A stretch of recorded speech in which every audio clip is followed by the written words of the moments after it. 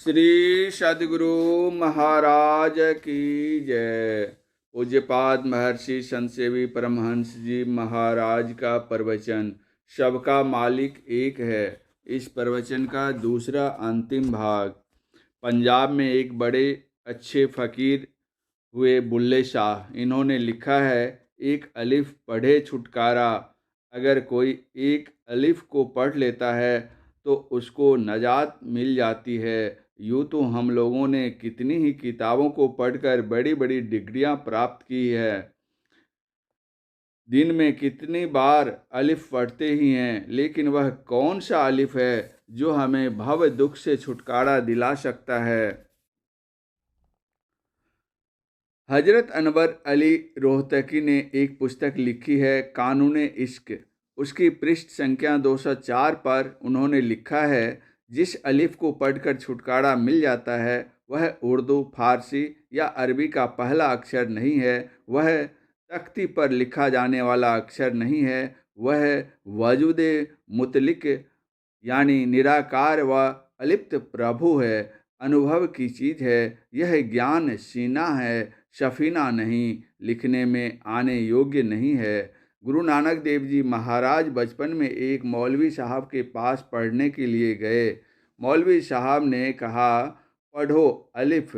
वे पढ़ते हैं अलिफ। मौलवी साहब ने पुनः कहा, पढ़ो बे। गुरु नानक देव जी ने पढ़ा बे। गुरु नानक देव जी पूछते हैं, मौलवी साहब अलिफ का अर्थ क्या होता है? मौलवी साहब ने उत्तर दिया, एक। फिर उन्होंने पूछा, बे का क्या अर्थ होता है? मौलवी साहब ने उत्तर दिया, दूसरा। इस पर गुरु नानक देव जी ने कहा, मौलवी साहब पहले मुझे उस एक को पढ़ लेने दीजिए, पीछे दूसरा पढ़ूंगा। गुरु नानक देव जी ने कौन सा अलिफ पढ़ा कि वे इतने महान हो गए? उन्होंने स्वयं हजरत मोहम्मद साहब बहुत पढ़े लिखे बड़े विद्वान नहीं थे। उनके ऊपर जो आयतें उतरी सो कैसे? जिनका हृदय शुद्ध होता है, पवित्र होता है, पाक साफ होता है, उन्हीं के अंदर खुदा की आयतें, अल्लाह की आवाज़, परमात्मा की वाणी आती है। जिस दिन उस एक परमात्मा का प्रत्यक्ष ज्ञान हो जाएगा तो सब में उसी एक को देखेंगे। न काला न गोरा देखेंगे, न लंबा न नाटा देखेंगे, न हिंदू न मुसलमान देखेंगे, न बौद्ध न जैन आदि देखेंगे। जड़ चेतन सब में एक ही एक अल्लाह को, परमात्मा को देखेंगे। सभी संतों ने कहा कि उस एक को जानो। उसको जानने के लिए कहीं बाहर में भटकने की ज़रूरत नहीं है, अपने अंदर खोजो। लेकिन इसके लिए अपने को पाक साफ करना होगा। एक कामिल फ़कीर ने कहा है, दिल का हुजरा साफ कर जाना के आने के लिए, ध्यान गैरों का उठा उसको बिठाने के लिए। चश्मे दिल से देख यहाँ जो जो तमाशे हो रहे, दिल सता क्या क्या है तेरे दिल सताने के लिए। एक दिल लाखों तमन्ना उस पे और ज़्यादा हविस, फिर ठिकाना है कहाँ उसको बिठाने के लिए। नकली मंदिर मस्जिदों में जाए सद अफसोस है, कुदरती मस्जिद का शाकिन दुख उठाने के लिए। कुदरती काबे की तो मेहराब में सुन गौर से, है आ रही धुर से सदा तेरे बुलाने के लिए। क्यों भटकता फिर रहा तू ए तलाशे यार में, रास्ता शहरग में है दिलवर पे जाने के लिए। मुर्शिदे कामिल ने से मिल सिद्दक और सबूरी से तकी, जो तुझे देगा फहम शहरग के पाने के लिए। गोश बातिन हो कुशादा, जो करे कुछ दिन अमल, ला इल्लाह अल्लाह हो अकबर पे जाने के लिए। यह शरीर कुदरती काबा है, मस्जिद है, इसी में अल्लाह को खोजो, वे ज़रूर मिलेंगे। हम जो मंदिर, मस्जिद, मठ, गिरजाघर आदि बनाते हैं वह तो पूजा गृह है, जहाँ हम घर के कोलाहल से दूर एकांत में बैठकर प्रभु का नाम लेते हैं। न मस्जिद में खुदा बैठे हैं, न मंदिर में राम बैठे हैं, और न गिरजाघर में गॉड बैठे हैं। सच्ची पूजा हम किस तरह करें इसकी जानकारी के लिए हमें गुरु के पास जाना होगा। मुर्शिदे कामिल से मिल, सिदक और सबूरी से तकी, जो तुझे देगा फहम शहरग के पाने के लिए। मुर्शिदे कामिल अर्थात पूरे गुरु के पास जाओ, वे ही तुमको इस राज की सीख देंगे, दूसरा कोई नहीं सिखला सकेगा। बाहरी विद्या की शिक्षा तो बाहर के अध्यापक दे सकते हैं, जो अंदर की विद्या है उसकी शिक्षा दीक्षा के लिए अंदर के ज्ञान रखने वाले अध्यापक के पास जाना होगा। हम लोग इबादत करते हैं, नमाज पढ़ते हैं, वास्तव में इबादत है क्या? किसी शायर का कलाम है, इबादत है किसी नशाद को फिर शाद कर देना, इबादत है किसी बर्बाद को आबाद कर देना।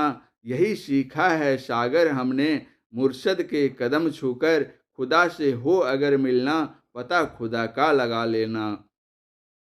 जब तक खुद का पता नहीं मिलेगा, खुदा का पता नहीं मिलेगा। जिस दिन जिस क्षण खुद का पता मिल जाएगा, उसी दिन उसी क्षण खुदा का भी पता मिल जाएगा।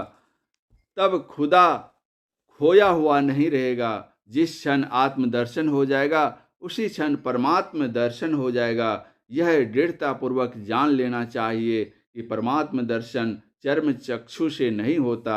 इसलिए संत कबीर साहब ने स्पष्ट कहा, श्रुप अखंडित व्यापी चैतन्यस्य चैतन्य, ऊंचे नीचे आगे पीछे दाहिन बाएं अनन्य, बड़ा ते बड़ा छोट ते छोटा, मीही ते सब लेखा, सबके मध्य निरंतर साई दृष्टि दृष्टि सो देखा। चाम चश्म सो नजरि न आवे, खोजू रूह के नैना, चून चगून वजूद न मानू, तय शुभा नमूना ऐना। जैसे ऐना सब दर्शावे, जो कुछ वेश बनावे, जो अनुमान करे साहब को, क्यों साहब दर्शावे। जाही रूह अल्लाह के भीतर, ते ही भीतर के ठाई, रूप अरूप हमारी आश है, हम दुनहु के साईं। जो को रूह आपनी देखा, सो साहब को पेखा, कहे कबीर स्वरूप हमारा, साहब को दिल देखा। यदि कोई एक बूंद जल की पहचान कर ले, तो उसको लोटे जल की, घड़े जल की, कुएं के जल की, नदी जल की और समुद्र जल यानी सब जल की पहचान हो जाएगी। वह सब में एक ही एक जल को देखेगा। उसी तरह जो कोई अपनी रूप अपनी आत्मा की पहचान कर लेगा, वह हाथी घोड़े बैल ऊंट मानव जड़ चेतन सब में एक ही परमात्मा को देखेगा। तब वहाँ जाति धर्म की भिन्नता का कोई प्रश्न ही नहीं रह जाएगा। जितने भी नर नारी हैं, चाहे वे किसी भी जाति के किसी भी धर्म के हों, शिक्षा सबके लिए है। हम अपनी अल्प बुद्धि के कारण जाति और धर्म में, अमीर और गरीब में, नर और नारी में भेद करते हैं। हम सब एक ईश्वर की संतान हैं। एक बनकर रहें, एकता में बल होता है। हमारे शरीर पर जो कपड़े हैं, एक एक सूत से जुड़ कर बने हैं। इस कपड़े से हमारी प्रतिष्ठा ढकी हुई है। एक एक सूत को अलग अलग निकाल दीजिए तो हम प्रतिष्ठाहीन हो जाएंगे। इसलिए आपस में मानव मानव मिलजुल कर प्रेम से रहें, फिर तो कल्याण ही कल्याण है। आप लोगों ने जो आज साक्षरता दिवस मनाया है, बहुत अच्छा किया है। आधि भौतिक और आध्यात्मिक दोनों विद्याओं को साथ लेकर चलें तो अत्युत्तम हो। आप लोगों की उत्साह को देखकर मैं बहुत प्रसन्न हूँ। मैं चाहता हूँ कि आप लोगों की शुभ उन्नति हो। इस मदरसा और मस्जिद के लिए जो बन पड़ा है, हमने भी सहयोग किया है। हम सब एक हैं, दो नहीं। इस पावन आयोजन के लिए आप लोगों को मैं बहुत बहुत धन्यवाद देता हूँ। पूज्यपाद महर्षि संत सेवी परमहंस जी महाराज का यह प्रवचन मुस्तफ़ापुर मस्जिद भागलपुर में दिनांक 8/9/1999 ईस्वी को हुआ था। श्री सद्गुरु महाराज की जय।